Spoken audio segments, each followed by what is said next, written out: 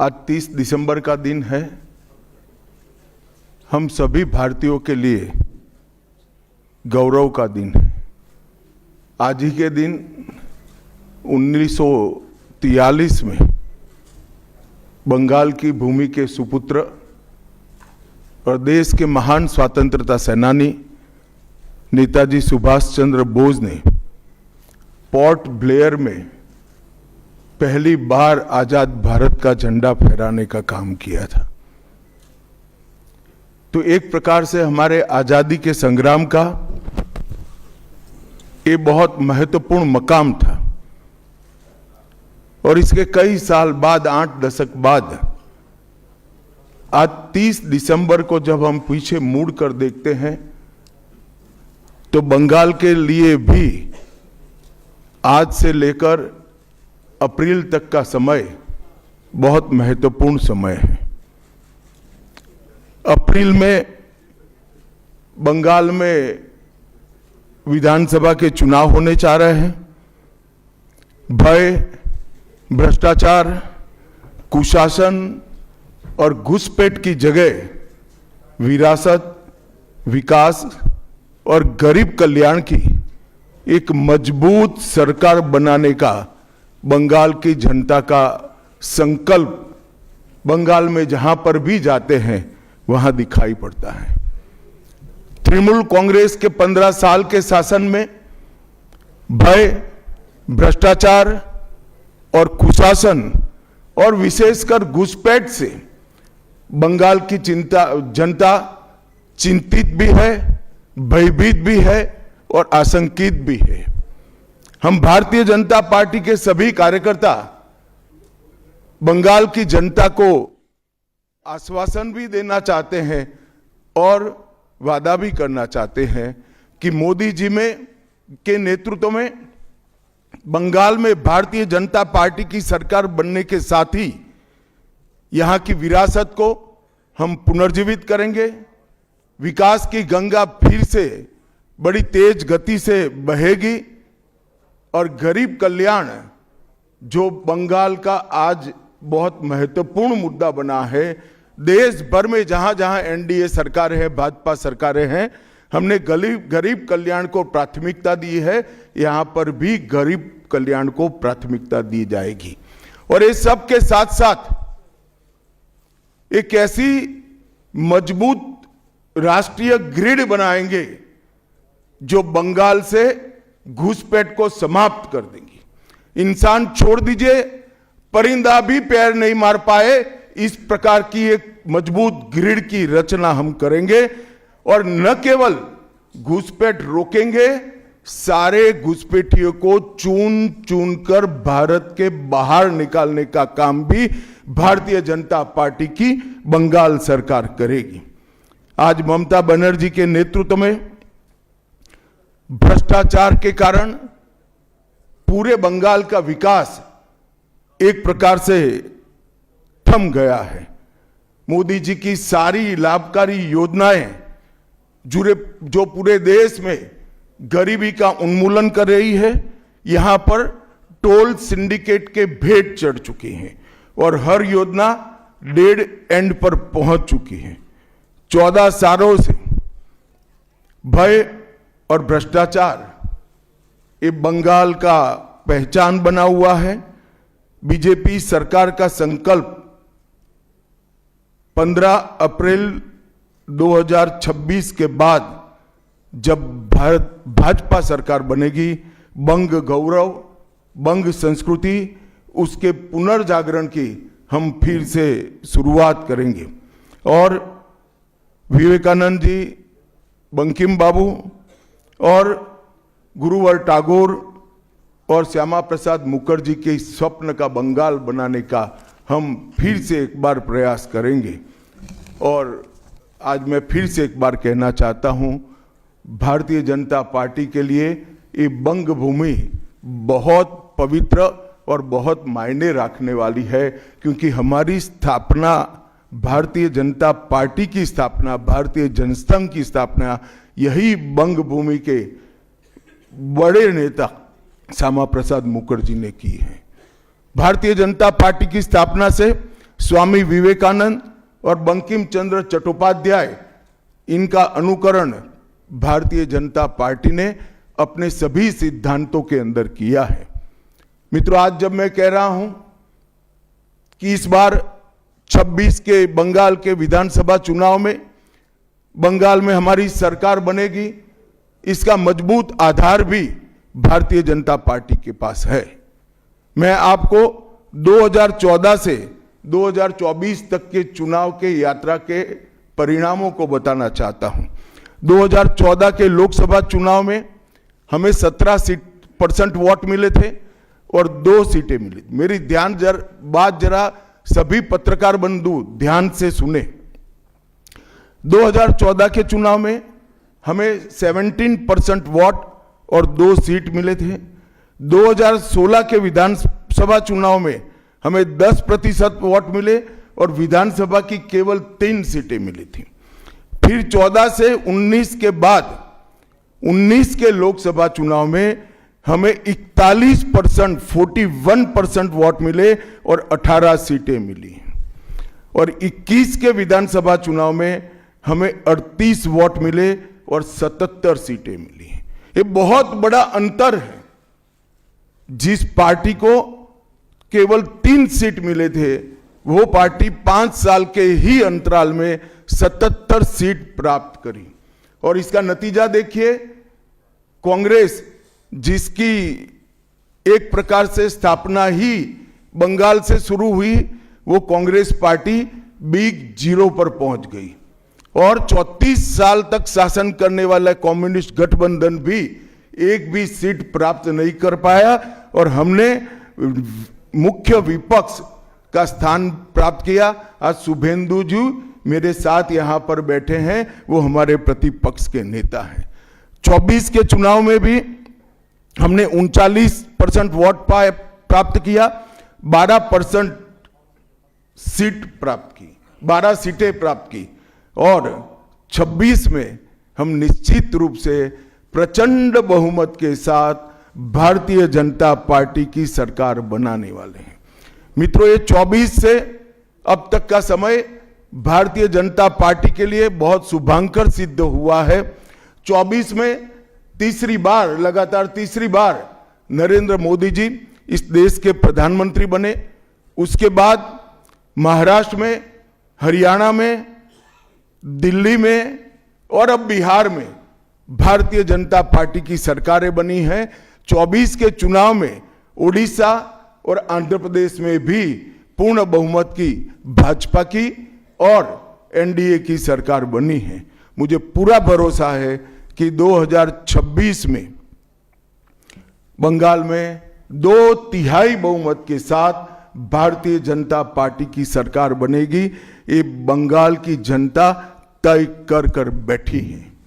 मित्रों, जहां पर भी बंगाल में जाते हैं, पूरे बंगाल की जनता घुसपैठियों से त्रस्त है। क्या कोई राज्य सरकार ऐसी हो सकती है जो घुसपैठियों की पनाहगाह अपने राज्य को बना दे? राष्ट्रीय सुरक्षा पर एक कितना बड़ा खतरा है, इसका जवाब बंगाल की मुख्यमंत्री ने बंगाल के चुनाव में दे। घुसपैठ रोकने के लिए उनके पास क्या योजना है? आर्टिकल 370 हटता है, वो विरोध करती है। सीएए लाकर बंगाल के शरणार्थियों को नागरिकता देने का हम कार्यक्रम करते हैं, वो विरोध करती हैं। और वो ठीकरा फोड़ते हैं कि बीएसएफ है, वो रोक नहीं रही है। ममता जी, मैं आज आपको इस सार्वजनिक प्रेस वार्ता में पूछना चाहता हूं कि कौन सी सरकार है बांग्लादेश की पूरी सीमा पर जो वाड़बंदी करने के लिए, बॉर्डर पर फेंसिंग करने के लिए जमीन नहीं देती है? अगर आप जवाब न दे पाए तो मैं ही देता हूं। आपकी ही सरकार है जो जमीन नहीं देती है, जिसके कारण फेंसिंग का काम समाप्त नहीं होता है। फिर भी भौगोलिक रूप से कठिन सीमा पर से कोई घुस कर आता है तो कहां जाता है? सबसे पहले बंगाल के गांव में जाता है। आपका पटवारी क्या कर रहा है? आपका थाना क्या कर रहा है? क्यों इसको अरेस्ट नहीं किया जाता? क्यों उस पर केस दर्ज नहीं होता? क्यों इसको वापस भेजा नहीं जाता? जवाब है कि आपके पास? क्या बंगाल की मुख्यमंत्री ये जवाब दे सकती है कि असम में घुसपैठ क्यों बंद हो गई, त्रिपुरा में घुसपैठ क्यों बंद हो गई, गुजरात और राजस्थान की बॉर्डर पर घुसपैठ क्यों नहीं होती है, पंजाब की बॉर्डर पर घुसपैठ क्यों नहीं होती है, कश्मीर की बॉर्डर पर घुसपैठ क्यों नहीं होती है, सिर्फ बंगाल में क्यों होती है? क्योंकि आपकी निगहबानी में घुसपैठ कराई जाती है और बंगाल को धीरे धीरे डेमोग्राफी चेंज कर कर आपकी वोट बैंक को पुख्ता करनी चाहती है। मगर ये लंबा नहीं चलेगा। बंगाल की जनता अब जान गई है और इसके खिलाफ लामबंद भी हो रही है। और मुझे मालूम है अगला चुनाव घुसपैठियों को निकालने के मुद्दे पर और घुसपैठ रोकने के मुद्दे पर लड़े जाने वाला है, क्योंकि न केवल ये बंगाल का अब मामला रहा है। मैं आज बंगाल की जनता को इस प्रेस वार्ता के माध्यम से बताने आया हूं कि बंगाल की बॉर्डर से हो रही घुसपैठ सिर्फ बंगाल का मामला नहीं रहा है, अब ये राष्ट्रीय सुरक्षा का मामला है। देश की संस्कृति को बचाना है, देश की सुरक्षा को सुनिश्चित करना है, तो बंगाल की बॉर्डर सील कर दे, ऐसी देशभक्त सरकार यहां लानी पड़ेगी जो ममता बनर्जी नहीं कर सकती, केवल और केवल भारतीय जनता पार्टी कर सकती है। घुसपैठ के अलावे भ्रष्टाचार से पूरी बंगाल की जनता त्रस्त है। रोजवेली चिटफंड घोटाला, कैश फॉर क्वेरी घोटाला, एसएससी घोटाला, नगर पालिका नगर नियम का भर्ती का घोटाला, गाय तस्करी का घोटाला, राशन पीडीएस का घोटाला, मनरेगा का घोटाला, पीएम आवास का घोटाला, इतने सारे घोटाले हैं कि मैं पूरा लिस्ट पढ़ूंगा तो मेरी प्रेस कॉन्फ्रेंस का पूरा हिस्सा ही उसमें चला जाएगा। अब क्या ममता बनर्जी इस बात का जवाब दे सकती है कि आपके मंत्रियों के ठिकाने पर से 27 करोड़ रुपया मिलता है, जिसको गिनते गिनते नोट गिनने की मशीन भी गर्म होकर बंद हो जाती है। बंगाल जैसे गरीब राज्य के अंदर 27 करोड़, 20 करोड़, 15 करोड़ ये राशि मिल रही है, आपकी कोई अकाउंटेबिलिटी नहीं है। पार्थो चैटर्जी जेल में जाते हैं, ज्योति प्रिय मलिक जेल में जाते हैं, अनुव्रत मंडल जेल में जाते हैं, जीवन कृष्ण शाह जेल में जाते हैं, माणिक भट्टाचार्य जेल में जाते हैं, चंद्रनाथ सिन्हा जेल में जाते हैं, परेश पाल जेल में जाते हैं, कुंतल घोष जेल में जाते हैं, फिरहाद हकीम वो भी आरोपी बनाए जाते हैं, शोभन चैटर्जी आरोपी बनाए जाते हैं, कुणाल घोष 3 साल जेल में रहकर आते हैं, और आप कहती है कि भ्रष्टाचार नहीं हो गया, हो रहा है। आप आंख मूंद लिए ही हो भ्रष्टाचार के लिए, मगर बंगाल की जनता अपनी आंख बंद कर कर नहीं बैठी है। गरीब बंगाल की जनता के अधिकार का पैसा आपकी कैडर की भेंट चढ़ रहा है, आपको इसको जवाब देना पड़ेगा। महिलाओं की सुरक्षा एक बहुत बड़ा मुद्दा बना है और अधिकृत रूप से कहा जाता है कि महिलाएं 7 बजे के बाद अपने हॉस्टल और घर से न निकले। हम कौन से जमाने में जी रहे, मुगल काल में जी रहे हैं क्या? ममता जी, ये आजाद भारत, यहां माताओं बहनों को पूरा दिन जब इनकी मर्जी हो, जब इनको काम हो, घर के बाहर निकलने की सुरक्षा प्रदान करना ये हमारा संवैधानिक दायित्व है, जो देने में आपकी सरकार विफल गई है। आरजी कर मेडिकल कॉलेज का मामला हो, संदेश खाली का मामला हो, दुर्गापुर मेडिकल कॉलेज का मामला हो, साउथ कॉलेज लॉ कॉलेज का मामला हो, हर जगह बेटियां असुरक्षित हैं और ढेर सारे लोग और ढेर सारी माताएं बहनें ये अत्याचार से तंग आ चुकी है, असुरक्षा से तंग आ चुकी, वो भी राह देख रही है कि कब वोट देने का अधिकार आए और हम ये निकम्मी तृणमूल कांग्रेस की सरकार को हटा दें। सांप्रदायिक तुष्टीकरण को इस राज्य सरकार ने अपनी नीति के रूप में स्वीकार कर लिया है। अब मरहम लगाने का प्रयास हो रहा है, मैं सुबह से देख रहा हूं, मगर अब मरहम लगाने से कुछ नहीं होता है। हृदय पर, बंगाल की हिंदुओं के हृदय पर घाव इतना गहरा बैठ गया है कि कोई मरहम काम नहीं आएगा। अब आपका जाने का समय तय हो गया है। यहां तक इंतहा कर दी, यहां तक कि पार्लियामेंट में वंदे मातरम पर चर्चा होती है। बंकिम बाबू ने रचे हुए वंदे मातरम पर चर्चा हुई, जो गीत पूरे हमारे आजादी के आंदोलन का प्रेरणा गीत बना, वो वंदे मातरम की चर्चा का तृणमूल कांग्रेस विरोध कर रही है, क्योंकि उनकी वोट बैंक इससे नाराज हो रही है। ये बंगाल की जनता कभी सहन नहीं करेगी। एक जमाना था मित्रों कि भारत के जीडीपी में बंगाल का योगदान 10.5% था और तीसरे नंबर पर था। जीडीपी में योगदान की दृष्टि से हमारा बंगाल तीसरे नंबर पर था।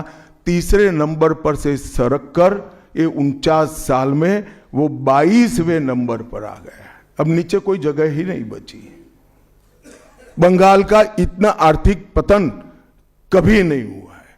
ये कम्युनिस्टों के शासन के पहले, तृणमूल के शासन के पहले प्रति व्यक्ति बंगाल की आय राष्ट्रीय औसत से 127% ज्यादा थी। 127%। देश में नागरिक 100 रुपया कमाता था तो बंगाल में 127 रुपया कमाता था। आज देश का नागरिक 100 रुपया कमाता है तो बंगाल का नागरिक 73 रुपया कमाता है। ममता जी, आपको इसको जवाब देना पड़ेगा। हर प्रकार के उद्योग की शुरुआत एक जमाने में इस सुजलाम सुफलाम भूमि से हुआ था और इसी के आधार पर सोनार बांग्ला की परिकल्पना की जाती थी। वो बंगाल में आज भ्रष्टाचार, घुसपैठ और टोलबाजी के कारण सारी इंडस्ट्री वापिस जा रही है। केंद्र सरकार की योजनाएं लागू करने में उनको अपनी वोट बैंक गंवाने का डर है। पीएम किसान देरी से लागू किया, बंगाल के किसानों का 10,000 करोड़ रुपया चला गया। आयुष्मान भारत आज तक लागू नहीं किया और बहुत आयुष्मान भारत से बहुत एक प्रकार से कमियां वाली स्वास्थ्य साथी की स्कीम लागू की है। मुझे बताइए, कोई बंगाल का नागरिक भारत में कहीं जाता है और बीमार पड़ गया, स्वास्थ्य साथी स्कीम उसको बाहर के अस्पताल में इलाज करवा पाएगी क्या? नहीं करवा पाएगी। क्या गुनाह किया है बंगाल के गरीबों ने? देश भर के गरीबों को 5 लाख तक की पूरे स्वास्थ्य की गारंटी मिल रही है। अरे कई राज्यों ने किया कि केंद्र 5 लाख दे रहा है, उन्होंने और 5 लाख जोड़ दिए। आप केंद्र के 5 लाख इसलिए स्वीकार नहीं करना चाहते हो कि नरेंद्र मोदी से आपको डर है। डर तो ठीक ही है, क्योंकि मोदी जी की लोकप्रियता बंगाल में दिन प्रतिदिन बढ़ती है, मगर इसके कारण गरीबों का आप नुकसान कर रही हो। वो बंगाल के गरीब जरूर। हिंसा और प्रतिशोध की राजनीति, पूरा देश ऐसी आशा करता था कि यहां से कम्युनिस्ट जाने के बाद हिंसा और प्रतिशोध की राजनीति समाप्त हो जाएगी, मगर हुआ उल्टा। इन्होंने तो कम्युनिस्टों को भी अच्छा कहला दिया। मित्रों, अब तक 300 से अधिक भारतीय जनता पार्टी के कार्यकर्ता मारे गए हैं। 21 के चुनाव के बाद लगभग 3000 कार्यकर्ता विस्थापित बनकर आज भी अपने गांव में नहीं लौटे हैं। उनको दबाव बनाया जाता है कि आप तृणमूल का झंडा उठाओ तभी गांवों को रहने देंगे। क्या ये स्वस्थ लोकतंत्र की निशानी है? कोई व्यक्ति अपने किसी राजनीतिक दल में काम करना है, वो स्वतंत्र रूप से तय नहीं कर पाएगा। वो ममता जी मुख्यमंत्री की चैम्बर से तय करेगी क्या? ममता जी, जितना भी प्रताड़ना करना हो करो, बंगाल की जनता अब तय कर बैठी है। इन्होंने भाजपा के कार्यकर्ताओं को हर तरह से प्रताड़ित किया, यहां तक कि महिलाओं पर बलात्कार भी किए गए। मैं अपना रिपोर्ट नहीं दे रहा हूं, नेशनल ह्यूमन राइट कमीशन का रिपोर्ट है। इसका भी जवाब ममता जी को देना पड़ेगा। ममता जी ने सारी संवैधानिक औचित्य को समाप्त कर दिया। किसी भी राज्य में प्रधानमंत्री जाते हैं तो वो देश के प्रधानमंत्री होते हैं। कई राज्यों में हमारी सरकार नहीं, कहीं ऐसा व्यवहार नहीं होता। वंदे भारत ट्रेन देने प्रधानमंत्री आते हैं, ममता जी स्टेज पर नहीं जाती हैं। कई प्रकार के भारत सरकार के सुप्रीम कोर्ट के आदेश से बने हुए, मेरी बात ध्यान से सुनिएगा, सुप्रीम कोर्ट के आदेश से बने हुए भारत सरकार के डीओपीटी के रूल्स ये तोड़ देती है, मरोड़ देती है। डीजीपी और मुख्य सचिवों की अपॉइंटमेंट में मनमानी करती है। रिटायर्ड होने के बाद सलाहकार बनाकर प्रॉक्सी डीजीपी और प्रॉक्सी सीएस बैठाने का काम करती है। ये 34 साल कम्युनिस्टों का शासन और 15 साल टीएमसी का शासन, ये केंद्र विरोधी मानसिकता बंगाल की जनता में खड़ा कर हमारी संविधान की स्पिरिट थी, उस स्पिरिट का कंप्लीट इन्होंने अनादर करने का काम किया है। ममता बनर्जी के शासन में सिंडिकेट, तोलबाजी, कट मनी, न केवल वो सिस्टम को बढ़ावा दिया है, यहां कमाई करने का अधिकार एक ही व्यक्ति को है, भाईपो को है, और किसी को कमाई करने का अधिकार नहीं है। सब में हिस्सेदारी देनी पड़ती है। बंगाल एक जमाने में सब बात में सबसे पहले था। सबसे पहला मोटर कारखाना पश्चिम बंगाल में लगा। सबसे पहला पावर प्लांट 1887 में बंगाल में लगा। सबसे पहली कोयलरी बंगाल में आई। सबसे पहला स्टील प्लांट बंगाल में लगा। देश की सबसे पहली हाई राइज बिल्डिंग बंगाल में बनी। देश की सबसे पहली जूट मिल बंगाल में बनी। देश की पहली मेट्रो ट्रेन बंगाल में आई। एक ही शहर में 2 पोर्ट एक ही जगह है, बंगाल में है। और देश की सबसे पहली आधुनिक यूनिवर्सिटी कलकत्ता यूनिवर्सिटी भी बंगाल में बनी। और विश्व प्रसिद्ध विश्व भारती यूनिवर्सिटी भी, जिसने भारतीय शिक्षा के कंसेप्ट को जमीन पर उतारा, वो भी बंगाल में बनी। मगर ममता जी, आप गौरव मत करिएगा, इसमें से कुछ आपके समय में नहीं हुआ है। ये जो करने वाले थे, उनके पूरे रिदम को, इनकी लय को, बंगाल की विकास की गति को तोड़ने का आप काम करें। बंगाल आज इंडस्ट्रियल रूप से कंप्लीटली बर्बाद हो चुका है, और ये आपके शासन में ही हुआ है। आधा अधूरा तो कम्युनिस्ट बेचारे कर गए थे, आपने तो पूरा ही समाप्त कर दिया। सिंडिकेट राज, तालेबाजी, शत्रुतापूर्ण माहौल, इसके कारण 2011 से 25 के बीच में 7000 से ज्यादा कंपनियां बंगाल छोड़कर बंगाल के बाहर चली गई। और मित्रों, ये बहुत बड़ा सेटबैक बंगाल के आर्थिक विकास के लिए है। मित्रों, बंगाल स्वामी विवेकानंद, बंकिम चंद्र चट्टोपाध्याय, शरद चट्टोपाध्याय, महर्षि अरविंद, ईश्वर चंद्र विद्यासागर और कवि गुरु टैगोर जैसे महापुरुषों की धरती है।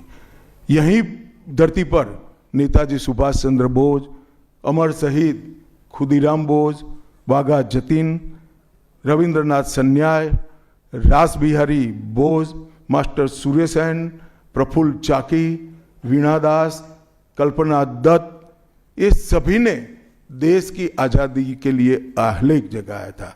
यहीं पर कई सारे फिल्मकार मिले, संगीतकार मिले, चित्रकार मिले। इस भूमि ने कई सारे दुनिया को प्रभावित करने वाले संत भी दिए। वो बंगाल आज ऐसे कगार पर पहुंच गया है कि अगर एक घुसपैठ की बयार रोकी नहीं गई तो बंगाल का अस्तित्व भी खतरे में है। ऐसा स्पष्ट रूप से समाज जीवन को जानने वाले सभी लोग मानते हैं। और अंत में मैं बंगाल की जनता को फिर से एक बार कहना चाहता हूं कि बंगाल के अस्तित्व पर तो घुसपैठिया संकट है ही है, बंगाल की संस्कृति पर एक घुसपैठिया संकट है ही है, परंतु अब ये संकट केवल बंगाल तक सीमित नहीं रहा है, पूरे देश तक ये संकट आगे बढ़ गया है। मेरा आप सभी से करबद्ध निवेदन है, आपने लंबे समय तक कांग्रेस को मौका दिया, 34 साल तक कम्युनिस्ट पार्टी को मौका दिया, 15 साल तक ममता बनर्जी को मौका दिया, इनका ट्रैक रिकॉर्ड नीचे नीचे नीचे गिराने का है। अब इससे नीचे कोई जगह नहीं बची है।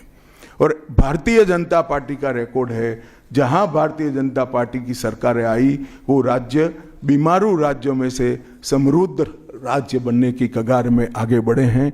पूरा देश मोदी जी के नेतृत्व में आगे बढ़ रहा है। पूरा देश मोदी जी के नेतृत्व में सुरक्षित हो रहा है।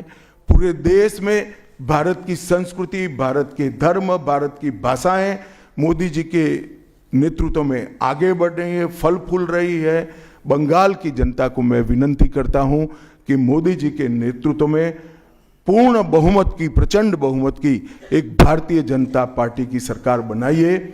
हम कवि गुरु की कल्पना का, विवेकानंद की कल्पना का, बंकिम बाबू की कल्पना का बंगाल बनाएंगे, सोनार बांग्ला बनाएंगे और निश्चित रूप से काम भारतीय जनता पार्टी की सरकार ही कर सकती है, ऐसा मेरा विश्वास है।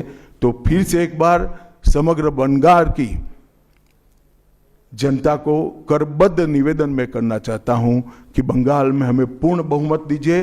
बंगाल और पूरी भारत को सुरक्षित करने के लिए ये चुनाव में बाकी सारी चीजें छोड़कर भारतीय जनता पार्टी को जिताने का काम करिए। धन्यवाद। कौन बोलते जाओ नाम भाई? आनंद बाजार। कोई जल्दबाजी मत करना, मैं समय लेकर आया हूं, आराम से बात करूंगा। राजू चक्रवर्ती बर्तमान।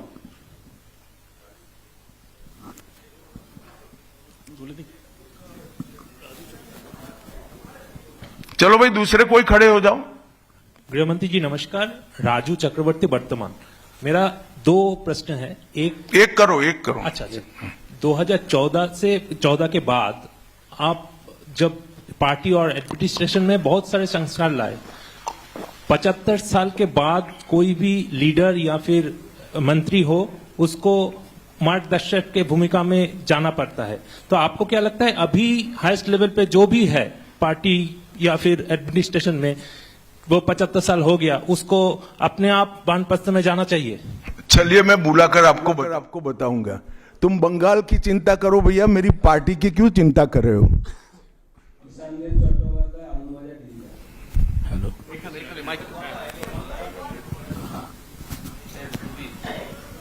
Amit ji, there is anxiety among the Motua communities regarding the papers and documents to be produced in the SIR process. And would you like to consider anything so that they can get rid of their anxiety? बैठे। मतुआओं को डरने की कोई जरूरत नहीं है। ये Bharatiya Janata party का वादा है। जो शरणार्थी बंगाल में आए हैं वो भारत के नागरिक है, इनका कोई नुकसान नहीं कर सकता, ममता बनर्जी भी नहीं कर सकती। Amit ji, this is Atri Mitra from Indian Express. पिछले कई इलेक्शन में हम लोग देखे हैं कि your ground level organisation was failed to dominate in the day of election with TMC. So is your organization is ready for now in 2020? आपने ध्यान से नहीं देखा है। मैंने इसीलिए पहले भाजपा की विकास यात्रा, भारतीय जनता पार्टी की विकास यात्रा बनाई। हम 3 सीट पर थे, 77 पर पहुंचे हैं और 77 से अब एज अ मुख्य विरोध पक्ष हमारा अधिकार है कि विफल सरकार को उखाड़कर हमें जनता शासन देगी। हम 77 सीट पर ऐसे नहीं पहुंच सकते, 18 सीटें ऐसे नहीं जीत सकते हैं। हमारा काम बूथ तक पहुंच चुका है, इसी के कारण हमें सफलता मिली है। कृष्णजीत बख्शी, दूरदर्शन। आप विकास की बात कर रहे थे। हम अलग अलग शहर में जब मेट्रो की बात करते हैं तो हम मेट्रो की सूचना, घोषणा देखते हैं और बाद में 2-3 महीने बाद मेट्रो चढ़ते हैं। लेकिन कोलकाता में हम देखते हैं कि हम बचपन से मेट्रो का काम चलते रहते हैं और खास तौर से मैं जब ऑफिस जाता हूं देखता रहता हूं कि एक जगह है जहां पे मेट्रो का काम आधा अधूरा पिछले कई सालों से है और 2-3 बार हाईकोर्ट का इंटरवेंशन के बावजूद भी वो काम हो नहीं पा रहा है और इसीलिए कई सारे जो यात्री है काफी उसका दिक्कत हो रही है। तो ये जो यहाँ पे विकास का काम इस तरह से केंद्र और प्रदेश की खींचतानी में रुकावट देखते हैं, इसमें कैसे इसका इलाज किया जाता है? बैठ जाइए। देखिए, भारत सरकार पूरे देश में इंफ्रास्ट्रक्चर के डेवलपमेंट के लिए बहुत सारे काम कर रही है।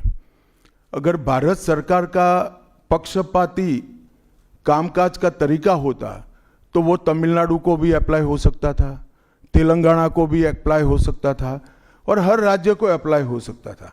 सभी जगह इंफ्रास्ट्रक्चर के काम अच्छे चल रहे हैं। सिर्फ बंगाल में तकलीफ क्यों आ रही है? क्योंकि मेट्रो हवा में नहीं चल सकता, भूमि चाहिए। भूमि पर जो एंक्रोचमेंट है वो खाली कराने का काम राज्य सरकार का है। यहां भारत सरकार जो भी योजना लाए इसका विरोध करना, ये मानसिकता से सरकार चल रही है, जो बंगाल का भी भला नहीं कर रही है, देश का भी भला कर रही है। क्यों तमिलनाडु की मेट्रो में प्रॉब्लम नहीं हो रहा है? क्यों तेलंगाना की मेट्रो में प्रॉब्लम नहीं हो रहा है? यूपी में लखनऊ में मेट्रो तब लगी जब अखिलेश जी मुख्यमंत्री थे, वहां पर भी प्रॉब्लम नहीं हुआ।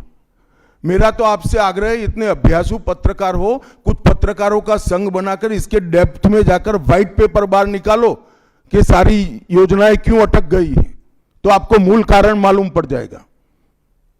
एबीपी।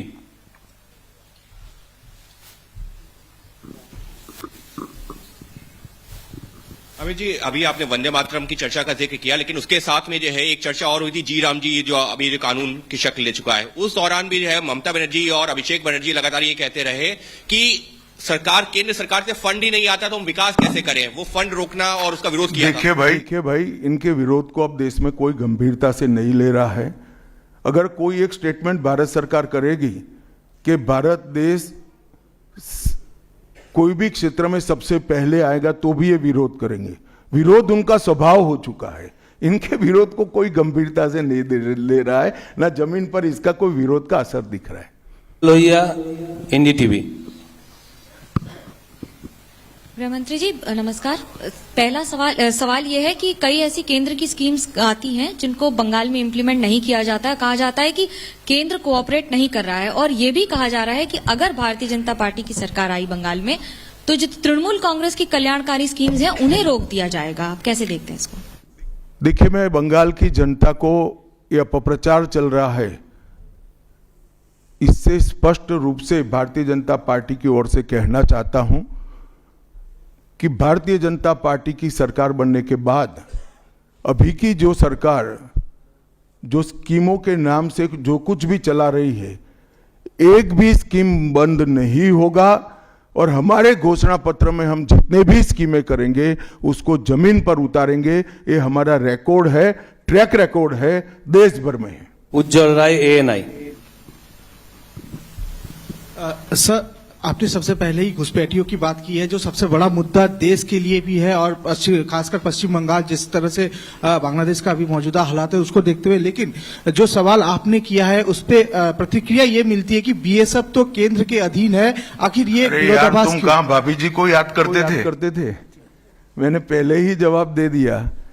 बीएसएफ जब तक फेंसिंग नहीं होती है तब तक बीएसएफ सुरक्षा नहीं कर सकती है। बीएसएफ को भूमि देनी पड़ेगी फेंसिंग के लिए भारत सरकार को। मेरे स्तर पर मैंने 7 पत्र लिखे ममता बनर्जी को।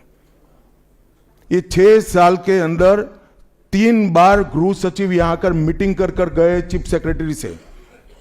मैं पूछना चाहता हूं तृणमूल कांग्रेस की सरकार को, जमीन देने में क्या डर है? कि आपकी कोई रिस्पॉन्सिबिलिटी नहीं है या आप घुसपैठ होने देना चाहते हो? और फिर भी नदी नाले जंगल कहीं से कोई घुसपैठिया आ जाता है, कहां आता है? सबसे पहले गांव के थाने और पटवारी के बगैर कोई रह सकता है? इसके डॉक्यूमेंट कौन बना रहा है? बंगाल सरकार बना रही है। देश भर से जो घुसपैठिए पकड़े जा रहे हैं, इनके पास से बंगाल के डॉक्यूमेंट, फर्जी डॉक्यूमेंट पकड़े जाते हैं। उन्होंने घुसपैठियों को अपनी वोट बैंक मजबूत करने के लिए राज्य सरकार की नीति के रूप में स्वीकार कर लिया है। इसलिए मैं कहता हूं कि तृणमूल कांग्रेस घुसपैठ नहीं रोक सकती। बंगाल की डेमोग्राफी खतरनाक तरीके से बदल रही है और आने वाला समय बहुत चिंताजनक है। सर, मेरा सवाल 26 के चुनाव से पहले बंगाल में मंदिर मस्जिद की राजनीति शुरू हुई है। आपको पता होगा मुर्शिदाबाद में बाबरी मस्जिद का। एक मिनट मंदिर और मस्जिद दोनों की राजनीति कौन कर रहा है? एक तृणमूल से निकले हुए एमएलए कर रहे हैं और एक तृणमूल कांग्रेस कर रही है। तो सवाल का एड्रेस गलत है, सवाल तो सही है। निर्माण से बंगाल और भारत में शांति का माहौल बिगड़ सकता है। देखिए चुनाव के वक्त ये सब करने की परंपरा कितनी उचित है वो बंगाल की जनता को तय करना पड़ेगा, मगर मुद्दा यहां तक सीमित नहीं हुआ है। युवाओं की रोजगारी का है, महिलाओं की सुरक्षा का है, घुसपैठ का मुद्दा है, भ्रष्टाचार का मुद्दा है, इंडस्ट्रीज के पलायन का मुद्दा है, गिरते जा रहे इंफ्रास्ट्रक्चर के स्तर का मुद्दा है। ढेर सारे मुद्दे हुए, कहीं से बच नहीं सकते। अमोल राय, TV9 भारत।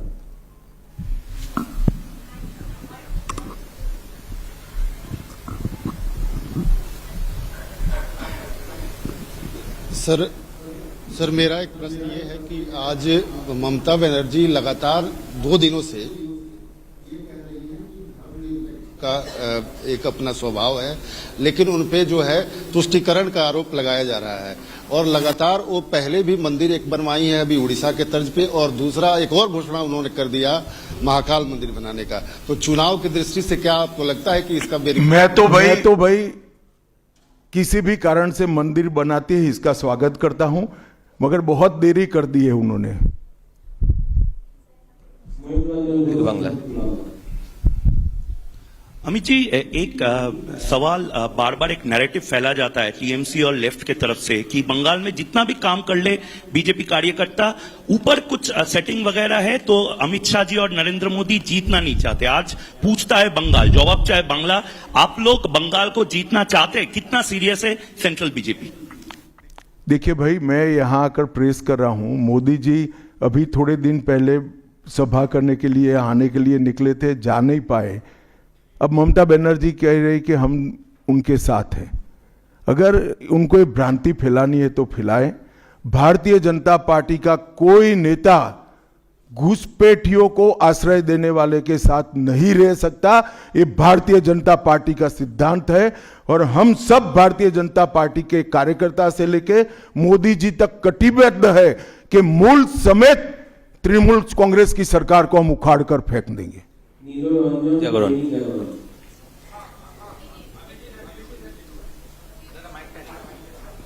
जी मैं यहाँ, ये अभी आप कह रहे थे कि 3000 जो हैं भाजपा के कार्यकर्ता जो हैं घर छोड़कर भागना पड़ा उनको इलेक्शन के कारण, 300 की हत्या भी हुई है। फ्री एंड फेयर इलेक्शन कैसे होगा अगर मतलब लोग जा ही नहीं पाएंगे बूथ पर? तो देखिए ऐसी ही नीतियां अपनाई थी कम्युनिस्टों ने, मगर सत्ता परिवर्तन हुआ या नहीं हुआ। ऐसी ही नीतियां अपनाई थी उत्तर प्रदेश में समाजवादी पार्टी ने, सत्ता परिवर्तन हुआ या नहीं हुआ। लोकतंत्र में जनता महान होती है और जनता जब तय कर सकती है, कर लेती है, किसी भी तानाशाह का कुछ नहीं चलता। CNN News 18. So there has been a huge attack by the Trinamool leaders that the election commission is BJP commission. That's what they say, and whatever deletion is taking place, that is at the behest of BJP. So how do you react to that, sir? देखिए, ममता जी के पास से और कोई अपेक्षा रख नहीं सकते। उनके खिलाफ जजमेंट आएगा तो जुडिशरी बीजेपी की है, इलेक्शन कमीशन घुसपैठिया हटाएगा, एसआईआर लाएगा तो इलेक्शन कमीशन बीजेपी का है। वो हारने के बाद शायद ऐसा कही कि मेरे कार्यकर्ता ही बीजेपी में चले गए।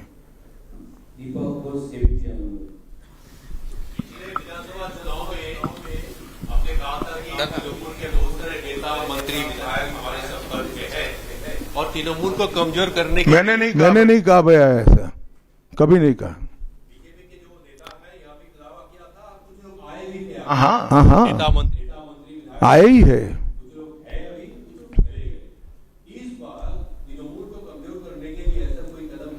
तृणमूल को कम, अरे सुनिए ना, समझ गया मैं आपका सवाल। तृणमूल को कमजोर करने की भारतीय जनता पार्टी को कोई जरूरत इसलिए नहीं है कि तृणमूल अपने अव्यवस्थाओं के कारण, अपने कामों के कारण जनता के बीच में कमजोर हो चुकी है। बांग्ला। अमित जी नमस्ते।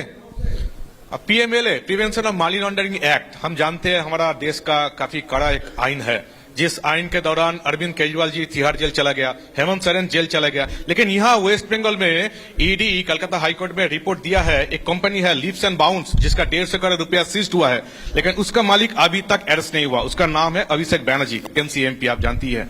इसीलिए सेटिंग्स वगैरह ये जो लोग प्रश्न कर रहे हैं, इसीलिए सेटिंग्स वगैरह ये हवा उठ रहे हैं, नैरेटिव्स उठ रहे हैं। बीजेपी का जो लोअर लेवल का नेता भी है वो भी पूछ रहे हैं कि क्यों अभिषेक बैनर्जी अरेस्ट नहीं हुआ, उसका कंपनी का 150 करोड़ रुपया सीज्ड हुआ फिर भी अरेस्ट नहीं हुआ। बीजेपी के लोअर लेवल के नेता का मुझ पर छोड़ दीजिए, बाकी भारतीय जनता पार्टी किसी भी एजेंसी के काम में दखल नहीं देती है। एजेंसी जो न्यायिक काम होगा वो जरूर करेगी, किसी से डरेगी भी नहीं, किसी को बचाएगी भी नहीं। G24।